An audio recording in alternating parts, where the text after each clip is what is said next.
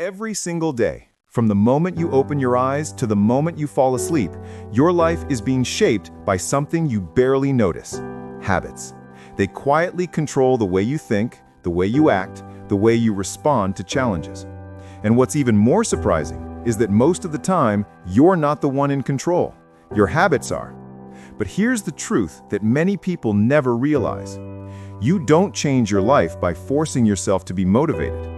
You change your life when you understand how habits work and how to rebuild them from the inside out. This is the core message of The Power of Habit by Charles Duhigg. And today, we're going deep into the invisible system that governs success, failure, discipline, addiction, and transformation. The author explains that every habit in your life, whether it's healthy or destructive, follows the exact same loop: a cue, a routine, and a reward. A cue is the trigger, the signal that tells your brain it's time to start the habit. The routine is the action itself: smoking, exercising, studying, scrolling on your phone. And the reward is what your brain gets in return: relief, comfort, pleasure, escape, stimulation. Your brain becomes addicted to the reward, not the action. And because your brain loves rewards, it keeps repeating the routine every time the cue appears. That's how habits become automatic.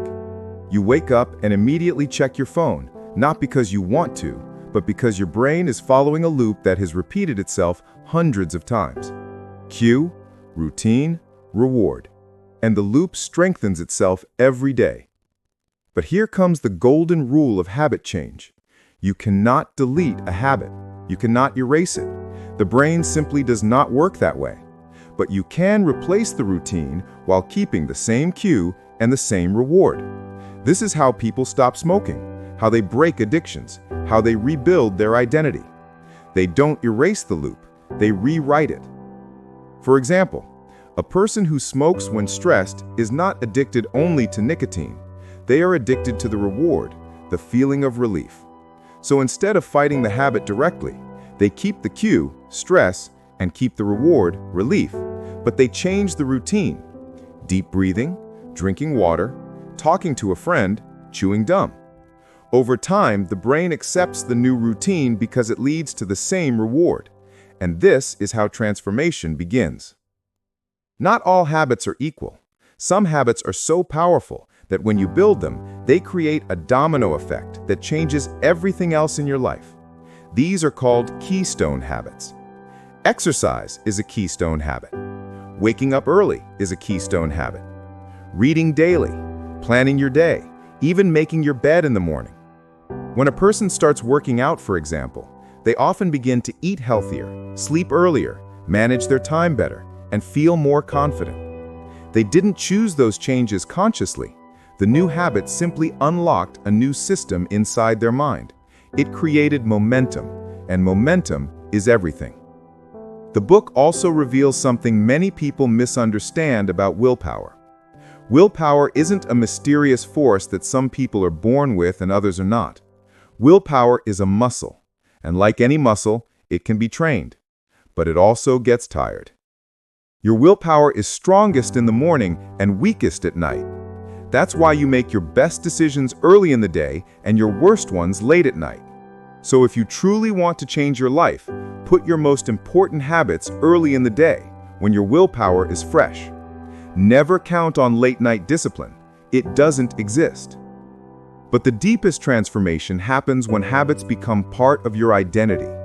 People who change permanently don't just repeat new habits, they see themselves differently.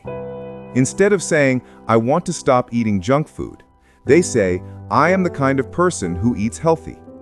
Instead of, "I want to read more," they say, "I am a reader." When your identity changes, your habits follow naturally. You are no longer fighting yourself. You are simply acting like the person you already believe you are. The book gives powerful, real-world examples. Starbucks trained its employees to follow specific routines when dealing with angry customers. Cue, frustration; routine, a calm, step-by-step script; reward, confidence. Over time, this system created a culture of consistency that made the company globally successful. Michael Phelps, the Olympic swimmer, used the same race visualization every single day until the perfect performance became automatic. During competitions, he didn't rely on luck, he relied on habit. Alcoholics Anonymous successfully replaces destructive routines with community, support, and belonging. The cue stays the same, the reward stays the same, but the routine changes, and millions of lives have been rebuilt through this simple system. Once you understand how habits operate, you gain control over your life, and the book teaches a simple process for personal change. First, identify your cue. What triggers the habit? Is it stress, boredom, a certain time of day, a certain person? Second, identify the reward. What do you truly gain? Comfort, pleasure, relief? Third, replace the routine. Choose a healthier action that gives you the same reward. Fourth, make it easy.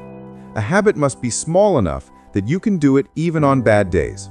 And finally, repeat it daily, because repetition shapes identity, and identity shapes destiny. Here's the truth. Your life today is the result of the habits you repeated in the past, and your future life will be the result of the habits you choose now. Small changes are not small. They are seeds, tiny seeds that over time grow into the biggest transformations of your life. So ask yourself, what habit is controlling you? What habit is limiting your potential? And what simple routine can you start today that will move your life forward? Because the moment you take control of your habits, you take control of your future.